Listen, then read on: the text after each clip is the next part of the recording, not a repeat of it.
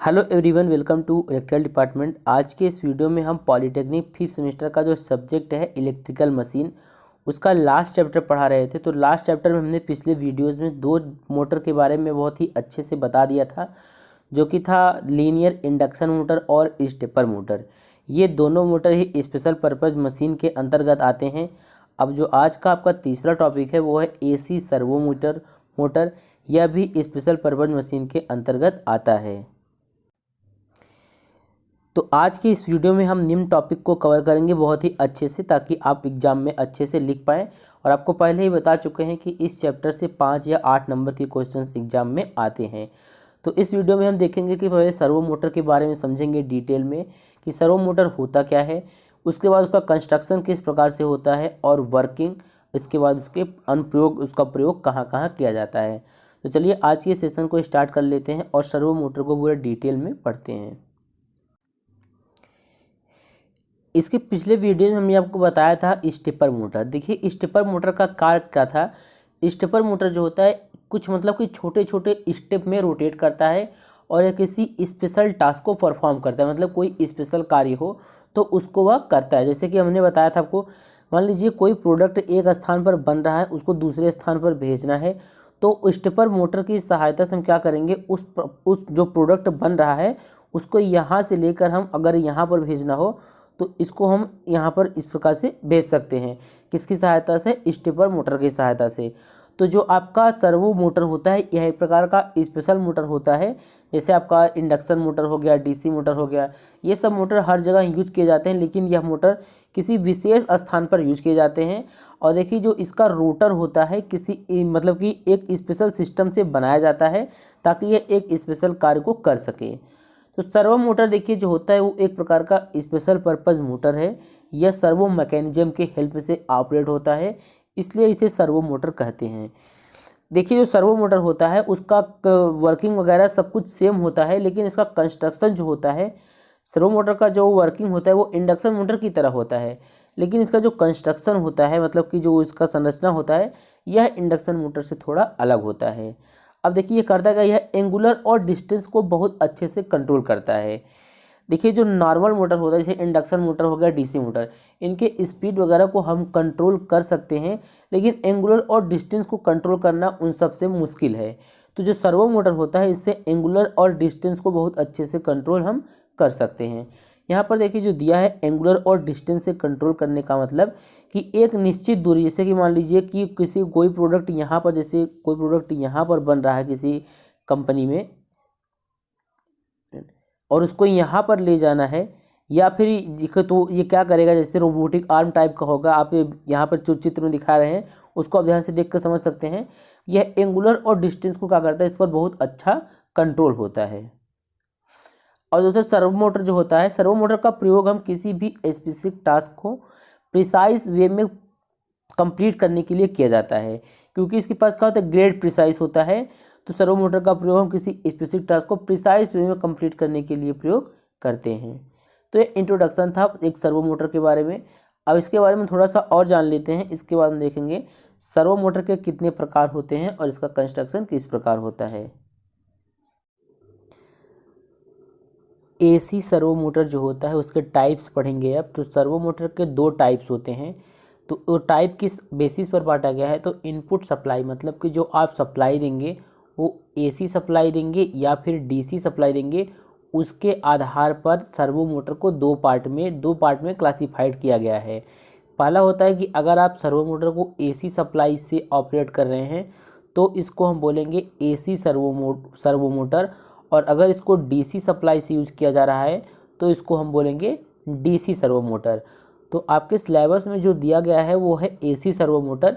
अगर एग्जाम में ये क्वेश्चन आता है तो आपको AC सर्वो मोटर ही लिखना है। बाकी यहाँ पर हम आपको AC सर्वो मोटर का कंस्ट्रक्शन, वर्किंग और एप्लीकेशन बताएंगे। तो अब हम अगला टॉपिक है हमारा पढ़ने के लिए, AC सर्वो मोटर क्या है, इसका कंस्ट्रक्शन किस प्रकार से होता है। तो अभी हमने आपको बताया कि जो सर्वो मोटर होता है वो क्या होता है। सर्वो मोटर जो होता है एक प्रकार का, उसके पास ग्रेड प्रिसाइज का एंगुलर वेलोसिटी होता है। मतलब यह सर्वो मोटर जो होता है यह भी इलेक्ट्रिकल इनपुट लेता है और मैकेनिकल आउटपुट देता है। मैकेनिकल आउटपुट के रूप में ये क्या देता है, प्रिसाइज एंगुलर वेलोसिटी हमको प्रदान करता है। तो एसी सर्वो मोटर को अगर एसी सप्लाई से ऑपरेट किया जाता है तो वो एसी सर्वो मोटर कहलाता है। अगर इसकी डेफिनेशन की बात करें तो ऐसा सर्वो मोटर जो सटीक कोणीय वेग मतलब प्रिसाइज कोणीय वेग के रूप में यांत्रिक आउटपुट उत्पादन करने के लिए एसी इलेक्ट्रिकल इनपुट का उपयोग करता है, उसे हम एसी सर्वो मोटर के रूप में जानते हैं। कहने का मतलब जो आपका कोई ये एक प्रकार का सर्वो मोटर जो है एक प्रकार का मोटर ही है, तो यह क्या लेगा, इलेक्ट्रिकल इनपुट लेगा और हमको मैकेनिकल आउटपुट प्रदान करेगा। लेकिन सर्वो मोटर में क्या होता है, जो मैकेनिकल आपको आउटपुट प्रदान करेगा वह जो होता है प्रिसाइज एंगुलर वेलोसिटी के रूप में हमको प्रदान करता है। तो ऐसा सर्वो मोटर जो सटीक कोणीय वेग के रूप में यांत्रिक आउटपुट का उत्पादन करने के लिए एसी इलेक्ट्रिकल इनपुट का उपयोग करता है, उसे हम एसी सर्वो मोटर के रूप में जानते हैं। अब एसी सर्वो मोटर का construction of AC servo motor. सभी मोटर की तरह इस मोटर के भी मुख्यतः दो भाग होते हैं। पहला होता है स्टेटर और दूसरा रोटर। यहाँ पर एक एसी सर्वो मोटर का चित्र दिखाया गया है। सर्वो मोटर को हमने बताया दो मुख्यतः पार्ट होते हैं, एक होता है स्टेटर और दूसरा रोटर। तो स्टेटर में क्या होता है, स्टेटर में दो प्रकार की वाइंडिंग प्लेस्ड होती है और ये दोनों वाइंडिंग जो होती है एक दूसरे से 90 अंश पर सेपरेट रहता है। एक मेन वाइंडिंग होता है, इसे फिक्स वाइंडिंग कहते हैं, दूसरा कंट्रोल वाइंडिंग होता है। मेन वाइंडिंग को कांस्टेंट एसी वोल्टेज देकर एनर्जाइट करते हैं, कंट्रोल वाइंडिंग को वेरिएबल कंट्रोल वोल्टेज देकर एनर्जाइट करते हैं। वेरिएबल कंट्रोल वोल्टेज ऑब्टेन करने के लिए मतलब प्राप्त करने के लिए सर्वो एम्पलीफायर का प्रयोग किया जाता है। जब ये दोनों ही वाइंडिंग क्या होती हैं, एनर्जाइज होती हैं, तो उसके कारण यहाँ पर फेज डिफरेंस क्रिएट होता है, क्योंकि दोनों वाइंडिंग जो होती है मतलब कि मेन वाइंडिंग और कंट्रोल वाइंडिंग, ये दोनों वाइंडिंग जो हैं ये एक दूसरे से 90 डिग्री पर सेपरेट होते हैं। इसके वजह से रोटर के ऊपर एक टार्क क्रिएट होता है। अब बात करते हैं इसके रोटर वाले पार्ट का। तो इसमें जो आपका एसी सर्वो मोटर होता है, इसमें दो टाइप के रोटर का प्रयोग होता है। पहला होता है स्क्वायरल केज रोटर और दूसरा है ड्रैग कप रोटर। अब यहाँ पर हम देखेंगे कि सर्वो मोटर का वर्किंग किस प्रकार से होता है। Working of AC servo motor. Motor का शाफ्ट जो होता है वो रिडक्शन गियर बॉक्स से जुड़ा होता है। यह मोटर के आरपीएम को रिड्यूस करता है। गियर बॉक्स का जो शाफ्ट है वह मोटर का शाफ्ट होता है और गियर बॉक्स के आउटपुट शाफ्ट के साथ एनकोडर और पोटेंशियोमीटर कनेक्ट रहता है। पोटेंशियोमीटर का आउटपुट कंट्रोल सर्किट से कनेक्ट होता है। मोटर का इनपुट वायर कंट्रोल सर्किट से कनेक्ट रहता है। अब यहाँ पर हम देखते हैं कि एक क्लोज लूप सिस्टम बन रहा है। अब हम समझेंगे कि सर्वो मोटर ऑपरेट कैसे होता है। सर्वो मोटर को कंट्रोल करने के लिए माइक्रो कंट्रोलर का प्रयोग किया जाता है। देखिए माइक्रो कंट्रोलर क्या करता है, माइक्रो कंट्रोलर के थ्रू कंट्रोल सर्किट को एक सिग्नल मिलता है और यह सिग्नल PWM के फॉर्म में होता है। यहाँ पर यह कंट्रोल सर्किट जो है PWM सिग्नल को डिकोड करके ये पता करता है कि मोटर को कितने एंगल पर रोटेट करना है। मोटर को कंट्रोल वाइंडिंग जो होती है कंट्रोल सर्किट से कनेक्ट होता है। तो कंट्रोल सर्किट से मिलने वाला वेरिएबल इनपुट के अनुसार रोटर उतना एंगल पर क्या करता है, रोटेट करता है। रोटर के साथ उसका आउटपुट शाफ्ट भी रोटेट करता है और रोटर के साथ इसका आउटपुट शाफ्ट भी रोटेट करता है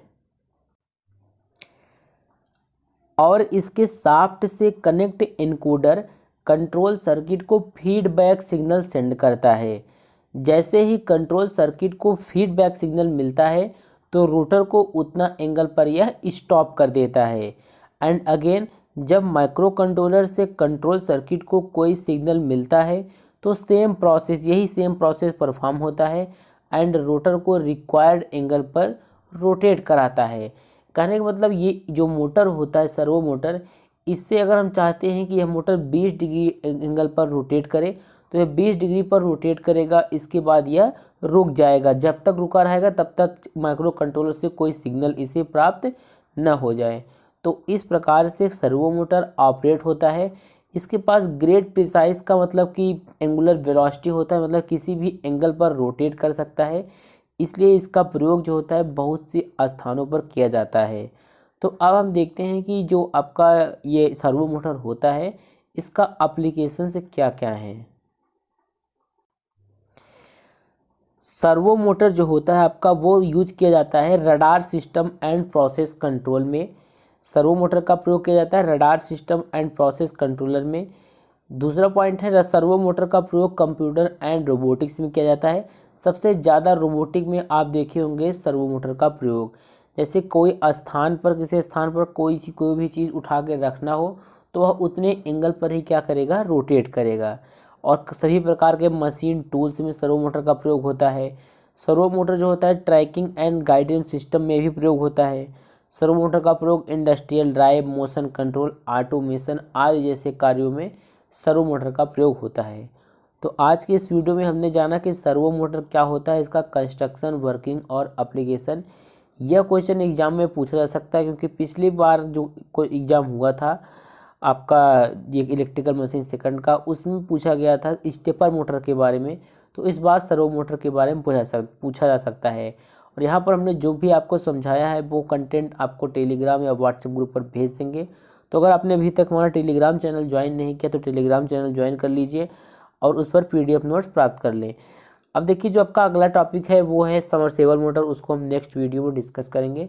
तो वीडियो अपने कॉलेज ग्रुप में और दोस्तों को शेयर कीजिए अगर आपको अच्छा लगा हो।